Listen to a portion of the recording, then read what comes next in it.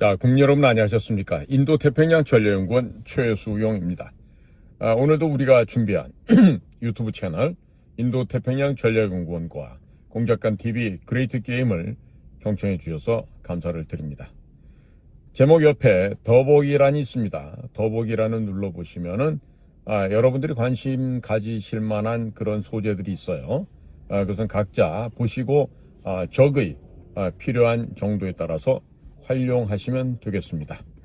자, 지금 4월 4일 날 대망의 대통령 탄핵을 결정한다, 선고를 한다, 이 내용이 나오고 나서 지금 뭐 곳곳에서 그와 관련된 이야기들을 많이 합니다만은 저는 별로 그 얘기에 대해서 관심을 갖고 싶은 생각이 없습니다. 국민 여러분들께서는 그날 대통령 직무 복귀를 축하하는 의미로 잔치국수 한 그릇을 곱빼기로 드실 생각만 하면 되지 않을까, 그런 생각을 해봅니다. 왜 그러냐 하면은 어차피 사필 규정이고 헌법재판소에 있는 사람들도 자업자득, 인과응보라고 할 수 있습니다. 그들도 사람인 이상 스스로 영혼과 육체가 분리될 수 있는 그런 극단적인 선택은 하지 않겠죠. 그러니까 지혜롭고, 어찌 보면은 지금 뭐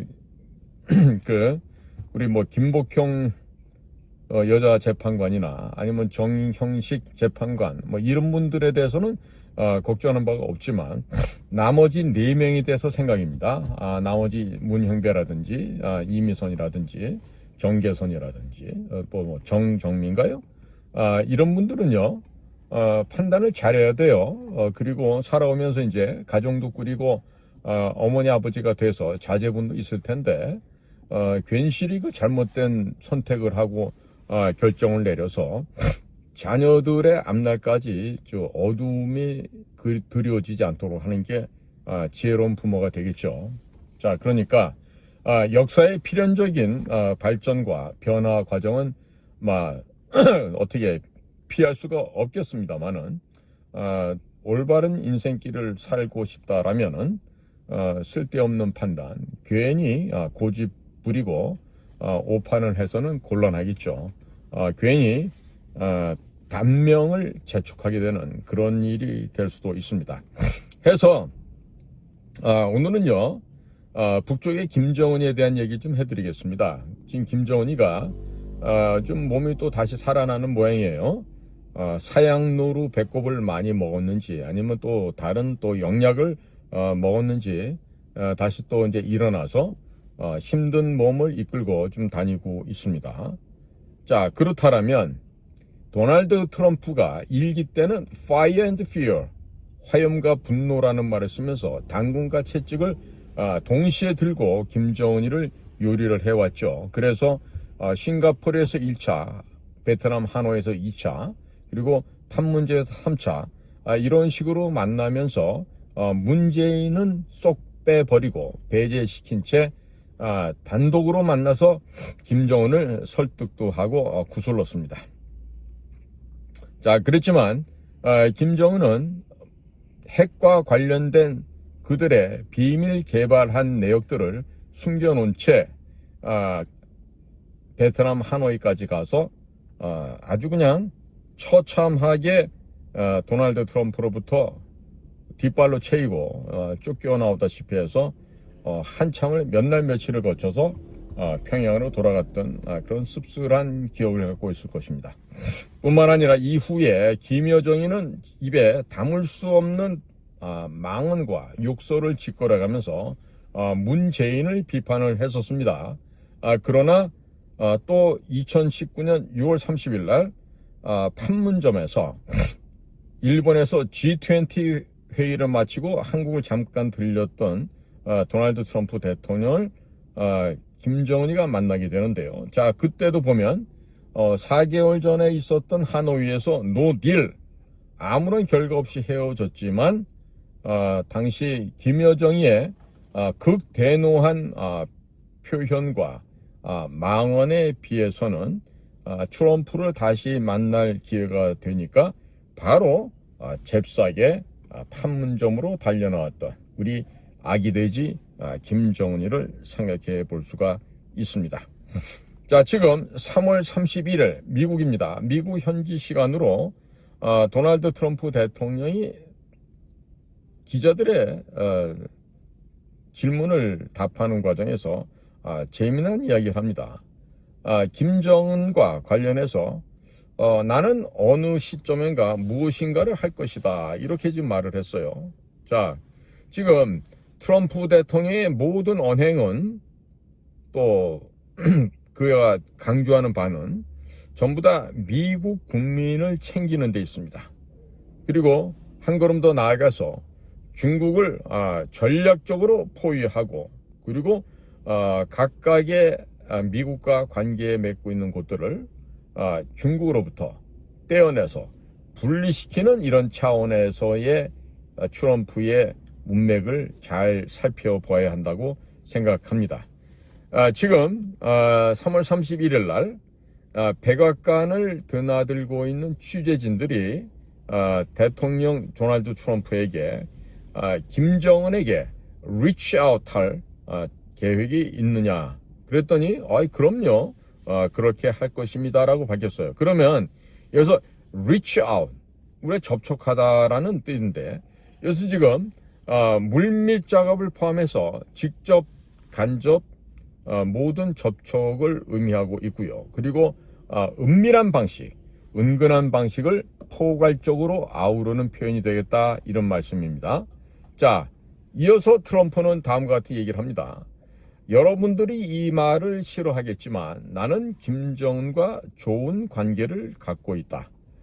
그와 환상적으로 잘 지냈다. 이것은 매우 중요한 점이라고 강조를 하였습니다. 자, 김정은과의 친분 과시가 지지층의 일부나 친미 국가 및 세력들이 불편해하는 줄을 잘 알고 있습니다만, 그럼에도 불구하고 계속해오고 있는 것이죠. 김정은을 향한 이와 같은 방식의 메시지 발신은 전략적인 인내, strategic perseverance, strategic deterrence, 이런 허울 좋은 말을 해가면서 사실상 북한의 핵 문제를 방치해서 사태를 더욱더 악화시켰던 전임 민주당 정부들과는 분명하게 차별이 되는 이야기다라고 할 수 있겠습니다. 트럼프는 2017년 집권 1기 초반부터 김정은에 대해서 리틀 로켓맨이라고 불렀습니다. 자, 트럼프는 이렇게 얘기합니다. 어느 날 그들이 만나고 싶다면서 전화를 해왔다. 그래서 만났고 좋은 관계를 유지했다. 이렇게 얘기합니다. 그리고 이 도널드 트럼프의 말투가 지금 세간의 주목을 끌고 있는데요. 이렇습니다. 우리는 하고 운을 뗍니다. 그러면서 소통이 있었다 라면서 주어를 애매모호하게 한 문장으로 대체를 합니다. 그런 다음에 그것이 매우 중요하다. 알다시피 그는 큰 뉴클리어 네이션, 핵 무장 국가, 이런 의미겠죠. 그는 큰 뉴클리어 네이션이며 매우 스마트하다 라고 부언을 하고 있습니다. 자, 여기서 네이션, N-A-T-I-O-N, 네이션이라고 하면 흔히 민족 내지는 국민으로 번역을 합니다만은 혈통적인 의미의 민족, 에스닉, 그리고 국가, 스테이트와는 구분된 개념이다라고 해야 하겠습니다. 자, 트럼프는 북한의 김정은 진영을 그냥 핵을 보유하고 있는 정치 공동체 정도로 취급한 셈이 되겠죠. 자, 그리고 미국식 영어에서 스마트하다, 이 말은요, 영리하다, 영악하다, 좀 더 나가면 교활하다라는 의미가 포함되어 있는 그다지 호의적인 어감은 아니다라는 점입니다. 자, 이와 같은 상황 가운데에서 트럼프 행정부의 임시국가 방위 전략 지침 작성을 주도한 것이 바로 국방부에서 동맹 전략 및 정책을 담당하게 되는 엘브리지 콜비인 것으로 알려지고 있습니다. 콜비는 작년에 조선일보가 갑자기 부각시켰던 소위 말하는 저 변방에 있던 북소리 중에 하나였죠. 자, 그런데 지금 이 알브리치 콜비가 국방부 정책 담당 차관 내정자가 되어 있습니다. 그리고 지난달에 상원 청문회를 거쳤지만 아직 최종 승인이 난 것은 아닌 상태가 되고 있습니다. 자, 지금 트럼프 행정부의 국방정책 분야의 브레인 역할을 하게 되는 이 알브리치 콜비는 유일하게 현 트럼프 정부 내에서는 중국의 대만 침공 시나리오를 관련한 구상과 대응 방안을 제시한 사람이기도 합니다. 자, 그리고 이 사람은 한국이 자국 방어를 스스로 책임지고 주한미군을 중국 억제로 전환해야 한다라는 주장을 해온 사람이에요. 자, 이 사람이 작년 같으면요, 주한미군 여기 있을 필요 없지, 빠져도 되지, 이런 말을 했던 사람이에요. 그런데 지금은 완전히 180도 태도가 좀 바뀌었습니다. 자, 왜 그럴까요? 잘 한번 살펴볼 필요가 있죠. 자, 한편 미국의 CSIS, Center for Strategy International Studies, 전략국제문제연구소에 있는 빅터 차라고 하는 한국계 미국인이 있는데, 이분이 담당하고 있는 자리가 한국석좌라는 자리입니다. 자, 이분이 최근 세미나에서 이 알브리치 콜비의 이 국방부 정책 담당 차관보 발탁을 언급을 하면서 미국 측에서 주한미군의 전략적 유연성을 압박할 것이 거의 확실하다라고 지금 전망을 하고 있습니다. 그리고 이 알브리치 콜비가 트럼프 1기 행정부 때인 2018년 국방부 전략 및 전력 개발 담당 부차관보에 재직하고 있을 당시 국방 전략서를 작성하는 일을 이끌어 왔고요. 또 2021년 그가 직접 쓴 저서 거부전략, 강대국 분쟁 시대 미국의 공방, 이 책자를 통해서 미국이 직면한 최대의 안보 위협 요인으로 중화인민공화국, 즉 중국 공산당을 적시한 바가 있습니다. 자, 물론 인사청문회에서도 이와 유사한 입장을 현재 피력한 것으로 전해지고 있습니다. 자, 무슨 얘기를 어떻게 하는가 봤더니 북한은 미국에 위협적이지 않다. 주한미군이 북한에 집중해 있지만 미국은 북한과 큰 충돌에 휘말릴 만한 여유가 없다. 자, 이러한 콜비의 지적이 뭘 의미합니까? 즉 이것은 미국의 모든 전략이 중국을 향해야 한다는 점을 드러내고 있습니다. 자, 작년 같으면 이 콜비가 주한미군요? 뭐 북한만 담당하면 되고 뭐 철수해도 되고 뭐 이런 식으로 얘기했죠. 그러면서 여러분들이 알아서 뭐 핵무장하라는 식으로요.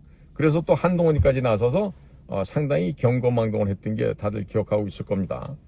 자, 이 알브리치 콜비가 작년 2024년 5월 달에 서울을 방문했을 당시 지역 내 힘의 균형을 위해서는 북한보다는 중국을 견제하는 데 초점을 둬야 하겠습니다.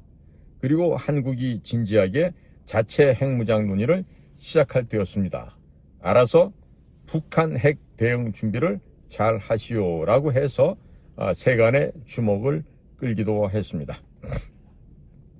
심지어 조 바이든 정부 시절에 한미 정상이 발표한 NCG 핵 협의 그룹이죠. Nuclear Consultative Group, 또 워싱턴 선언 2023년에 있었죠. 그 두 가지 경우에서의 핵심 골자라고 하는 확장 억제 공약에 대해서 콜비는 현실성이 없다. 평화로운 시기에나 가능한 유사시에는 지킬 수 없는 약속이다. 이렇게 하면서 지키지 못할 약속의 대가는 한국이 치르게 될 것이다 라고 경고를 했죠. 또 비슷한 시기 워싱턴에서도 동일한 취지의 말을 했어요. 자, 그렇다면 지금 이 콜비가 이런 얘기를 하는 것은 있어서 보면요, 상당히 이 사람이요 아주 그냥 경거망동을 좀 하는 게 있었습니다. 경거망동을 많이 했었습니다. 자, 그런데 어찌 보면은 작년에 조선일보가 이 알브리치 콜비를 부각시켜서 뭐 기사화하고 뭐 엄청난 미국의 변동상을 알려주는 것처럼 정말 생쇼를 했지만 사실 그 웃기는 코미디에 지나지 않죠. 자, 지금 어떻게 보면은 미국의 중심부에서는 이 엘비디지 컬비 정도는 듣보잡이다라고 얘기할 수가 있습니다. 그런데 자, 요즘 많이 순치가 돼서 착하고 그 순한 모습을 보이죠. 그리고 지금 서열도 그다지 높은 서열도 아니고 국방부 내의 정책 차관보 서열도 낮은데 이 사람이 쓸모가 있긴 있어요. 무슨 쓸모가 있느냐? 시끄럽게 떠들고 왁왁거리고 그냥 이게 라우드 스피커로 작동할 때는 쓰면 좋습니다. 그러니까 작년 같은 경우 보십시오. 야, 2024년 봄이에요. 야, 주한미군은 철수해야 되는데 말이야. 그러니까 한국이 핵무장도 좀 해야 되고 자체적으로 미국한테 너무 의존하면 안 되겠는데 말이지. 이런 소리를 조 바이든이 있던 시절에 공공연하게 다녔습니다.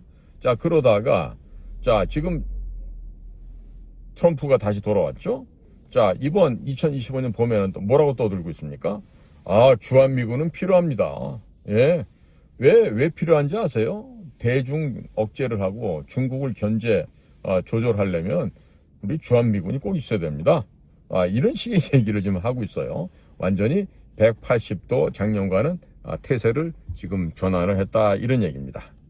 자, 그런데 이것처럼 하고 있는 미국의 중심부라고 하는 워싱턴 DC에서 CSIS 전략 및 국제문제연구소에서 한국 석좌를 하고 있는 빅터 차라고 하는 사람입니다. 자, 이 사람이 최근에 나와서 좀 뭔 얘기를 하는데 아직 치매에 걸릴 나이인데 좀 이상한다는 걸 좀 발견하게 됩니다. 뭐라고 지금 엉터리 소리를 하냐면 첫째, 윤 대통령이 복귀하면 강력한 저항 때문에 개판이 난다. 그렇기 때문에 조기 대선 없이는 상황이 수습되지 않는다. 앞만 봐도 이게 거품 낀 헛소리죠. 두 번째, 조기 대선을 해도 이재명이 먹는다는 보장은 없다. 괜찮을 수도 있다. 이런 소리도 합니다. 셋째, 자, 한미 관계는 지금 위기에 빠져 있다. 자, 부분적으로 보면 다 이 사람 말이 맞는 것처럼 보여질 수 있겠지만은 전혀 아니죠. 사태 파악을 지금 못하고 있는 거죠. 그것도 이재명이가 2심에서 무죄를 받은 3월 26일 이후에 아마 27일인가 얘기를 한 것 같은데요. 왜 이 양반이 이런 소리를 할까요? 내가 보면 굉장히 이게 결국 책상머리에서 공부한 사람들의 한계다. 그러니까 깊은 현장에서의 그 체험하지 못하고 오고 가면서 그냥 어깨너머로 보고들은 이런 얘기 갖고 하는 얘기들이에요. 자, 그러면 우리는 이 빅터차 같이 이렇게 헛소리를 하는 사람들한테 이렇게 좀 반문해 볼 수가 있죠. 야, 빅터차 선생, 파면되면 시위가 없어지나? 윤석열 대통령이 파면이 되면 시위가 없어지냐고.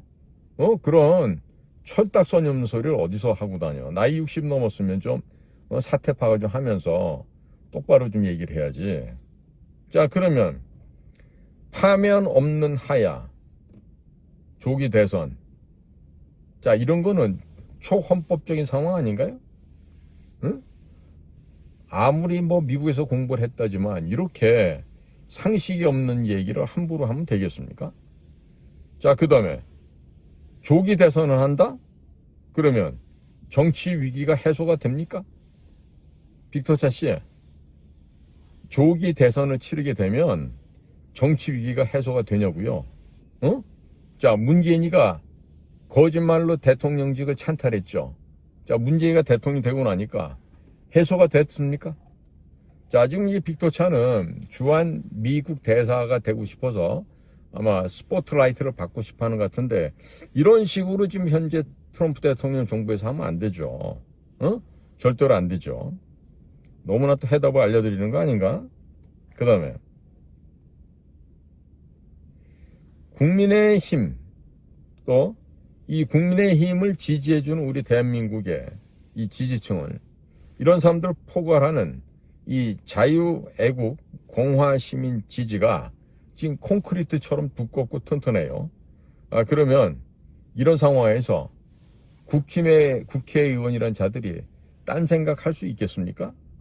딴 생각하기가 어려울 것 같은데, 거기다 지금 국민의힘당 지지율도 좀 상당히 많이 올라지고 견고해졌죠. 지금 더불어당과 비슷하지 않나요? 그리고 아무리 봐도 지금 더불어당의 이재명은 곧 이미디어틀리 곧 황천길로 갈 것 같은데 그렇지 않습니까?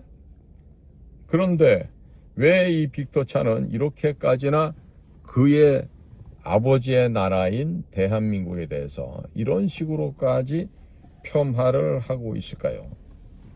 자, 지금 보면요. 이 빅터 차가 위기라고 바라보는 관점이 이런 게 있어요. 보니까 대한민국이 민간 국가로 지정이 된 이런 움직임이 있는 것인데, 자, 지금 보면은 이거는 한국인 엔지니어가 핵발전소 설계도를 빼돌리려다 지금 발각된 사건이라고 하는데, 이게 만약에 국정원에서 지령을 내리고 그것을 하기 위해서 이런 짓을 하다 걸렸다, 잡혔다 하면은 굉장히 국가적으로 큰 문제가 될 수가 있죠. 그러나 현재 진행되는 상황을 봐서는 국정원이 개입되어 있는 것 같진 않고, 어찌 보면 고립된 별개의 independent affairs라고, 즉 고립되어 있는, 독립되어 있는 하나의 별개 사건이다라고 볼 수 있는 것이죠.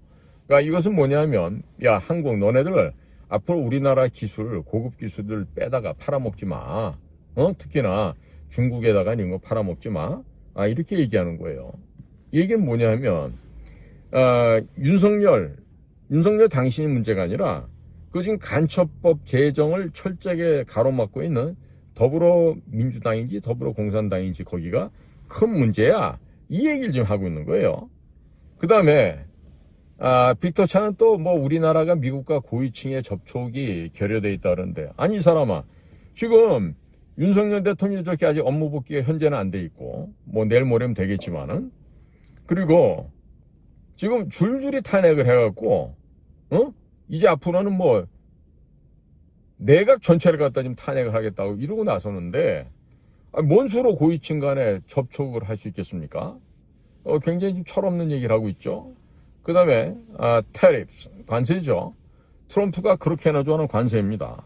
자, 그런데 한국이 미국과 있어서 관세를 많이 내야 되겠죠. 자, 그런데 앞으로 무기 시장의 동향과 그리고 LNG, 석유 수입을 알래스카 혹은 미국 본토로부터 많이 늘리게 된다면 그건 또 얘기가 완전히 달라지죠. 대한민국이 에너지 분야의 VIP가 돼갖고 미국의 가스 시장, 오일 시장에 큰 손이 될 수 있단 말이죠. 자, 이런 상황인데 함부로 이렇게 국제정세에 변화되는 걸 갖다가 감도 못 잡으시고 코리안 석좌라는 분이 이렇게 경박한 언행을 하면 안 되겠죠. 자, 그 다음에 최근에 피트 헤그세스 국방부 장관이 일본, 필리핀을 거쳐가면서 한국은 방문을 안 했습니다. 자, 이걸 두고 지금 코리아 패싱이다 뭐다 이런 얘기가 많이 있어요. 자, 그런데 여기에 지금 줄줄이 탄핵이 되고, 그 다음에 줄줄이 지금 감옥으로 가 있는데 만날 사람이 있어야지 만날 거 아니에요. 만날 사람이. 더더군다나 지금 국방부 같은 경우는 그 차관이란 자가 지금 현재 우리 그 각 사령관들이나 군인들 구속 수감되는데 아주 큰 기여를 하는 그런 자 아닙니까? 그러니까 그런 그 시뻘건 놈을 갖다가 만날 이유가 없죠. 미국 국방장관이. 차라리 나중에 만났지. 자, 여기다가 지금 또 이 빅터 차가 또 바라보는 거는 엘브리지 콜비 같은 이 듣보잡이 요즘 들어서 너무나 순하게 순치가 되고 착한 모습을 보이고 있으니까 여기에 대해서 지금 뭔가 헷갈리는 것 같아요. 작년만 해도 엘브리지 콜비는 주한미군은 뭐 철수해도 되죠. 한국이 알아서 핵무장도 하고요. 뭐 이런 소리를 했었는데 지금 완전히 180도 바뀌었습니다. 트럼프 정부가 다시 들어오고 나니까 무슨 소리야? 주한미군은 꼭 있어야지. 미군이 한반도에 있는 것은 저 지금 중국을 갖다가 억제하고 중국을 갖다가 감시하고 해야 될 일이 많거든. 자, 이런 자세로 싹 바뀌고 있습니다. 왜 바뀌었을까요? 보나마나 강약 약강 아니겠습니까? 자, 이것처럼 주한미군이 무슨 전략적으로 유연성이 있어야 된다 없어야 된다 말로 현학적인 이런 얘기들 하는데, 중요한 것은 필요한 군대는 필요한 지역에 현재적으로 있으면 됩니다. 그 다음에 또 나오는 또 이 빅터차의 걱정거리가 뭔고 하니, 주한미군의 주둔비 분담이에요. 자, 근데 이 주한미군 주둔비용 분담하는 게 말이죠, 왜 문제가 돼야 될지 모르겠어요. 지금 트럼프가 유세할 당시에 한국은 한 100억 불 정도 낼 수도 있다. 잘 사는 나라니까 그렇다라고 얘기를 했어요. 자, 그런데 말입니다. 실질적으로 드는 돈 35억 달러 정도, 대략 우리나라 돈 5조 원 정도가 소요가 되는데, 그게 무슨 뭐 대포를 사오는 것도 아니고 탱크 비행기를 사오는 것도 아닌데 왜 필요하냐? 캠프 험프리스라든지 뭐 각 기지가 있잖아요. 그럼 그 사람들이 한국에서 먹고 사용되는 물이 있죠, 전기도 있죠, 고용원도 써야 되겠죠. 예? 하다못해 뭐 부식거리도 사다가 음식도 조리하고 해야 될 거 아니겠어요? 자, 그러면 그런데 들어가는 일상적인 경비란 말이죠. 이거는 전쟁 물자 구입하는 국방비하고 다른 개념이란 말입니다. 그렇다면 자, 이거 지금 35억 불 그냥 통으로 다 주고, 아니면 트럼프가 유세 때 얘기했던 대로 그래 100억 달러 줄 테니까 우리 얘기 좀 들어줘 보고 들어봐. 그래서 뭐 사드 한 9개나 10개쯤 추가적으로 한반도에 배치하고, 그 다음에 서쪽에 백령도, 덕적도, 가거도, 그 다음에 제주도까지 이어지는 곳에 해군 공군기지를 설치를 하고 한미 양국군이 함께 합동으로 근무를 하자. 자, 이렇게 해서 두 나라가 더욱더 공고하게 그 친밀도가 높아질 수 있게끔 해야 하는 것이 필요하지 않겠습니까? 자, 이런 일을 하자면은 돈이 필요하죠. 항구도 만들고 비행장도 만들고 하려면. 그러면 오케이, 우리가 100억 불 줄 테니까 그러면 니네 주둔 비용 35억 불 빼고 우리가 65억 불 갖고 너희도 지어줄게. 자, 그러면 우리가 인심 써서 그거 지으면서 우리나라 토목 회사들, 건설 회사들, 뭐 여러 가지 회사들이 그 현장에서부터 이득을 가져갈 수 있겠죠. 자, 다 나눠주고 우리 근로자들한테 돈을 줘서 그들의 임금으로 활용하고 해서 국내 건설 시장이 도움을 좀 받을 수 있게, 숨통을 트이게 할 수가 있겠군요. 그러면 반드시 꼭 해야 되겠습니다. 그죠? 그렇게 해야 되겠죠? 자, 그러니까 돈을 써도 말이에요, 명분을 가지고 미국 사람들도 입장 좋게 해서 체면을 세워주고 우리도 우리 스스로 체면을 세워서 이렇게 돈을 써도 불침 항공모함을 한반도에 만들면서 이렇게 아름답게 쓰자는 것이죠. 이렇게. 자, 그러니까 결국 우리는 가장 우선적인 목표보다 공산당, 중국 공산당과 북한 공산당, 이 몇 안 되게 남아있는 이 지구상의 마지막 족속들, 이 공산 시종자들과 싸워서 이겨야 되는 겁니다. 이길 수 있죠. 지금처럼 이제 국민들께서 각성을 하시고 깨달아서 우리가 지금 뭘 어떻게 해야 되겠다, 이걸 알게 되신 이상 우리 국민들이 더 이상 실수를 안 하실 거라는 점이죠. 자, 저는 믿습니다. 대한민국 국민들께서 이와 같은 각성과 계몽을 통해서 아름다운 국가, 부강하고 튼튼한 선진조국 대한민국을 만들어낼 수 있다는 점에 대해서 저는 1점도 의심을 하지 않습니다. 자, 이런 차원에서 북에 대한 김정은이의 관리 또한 필요한 것이죠.